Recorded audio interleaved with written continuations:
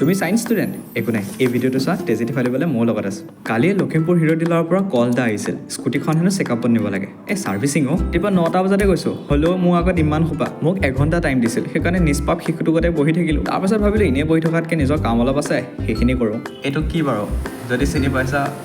comment ছেকশ্যনটো আছে খোলা তাত জনাব পাৰা স্কুটিখন কিন্তু বহুত ভালকৈ ধুই দিছে দেই ক'ব লাগিব আৰু এইখনেই হৈছে গাইজ আমাৰ মৰমৰ বিজি লখিমপুৰ টাউন তাৰপাছতে ঘৰৰ ৰাচন পাতি কেইটামান কিনিব লগা আছিলে সেইকেইটা বজাৰ কৰিলোঁ পিছত ঘৰত আহি নিজৰ কাম বন কৰি পিনি তোমালোকলৈ দুআষাৰ আগবঢ়ালোঁ যদি তুমি এটা বা এজনী যদি ছায়েন্স ষ্টুডেণ্ট ন আৰু যদি লাইফত বহুত আনন্দ লাগি আছে আৰু জীৱনত অকণমান অশান্তি লাগে think about this book inorganic chemistry ৰুলৰ নামৰ 10% বাকী 90% এক্সেপশ্যনছ কিয় ইগন'ৰ মাৰিব নোৱাৰি এক্সামতো আহিব अफसोस मुकेश बच नहीं सका और वो सिर्फ 24 साल का था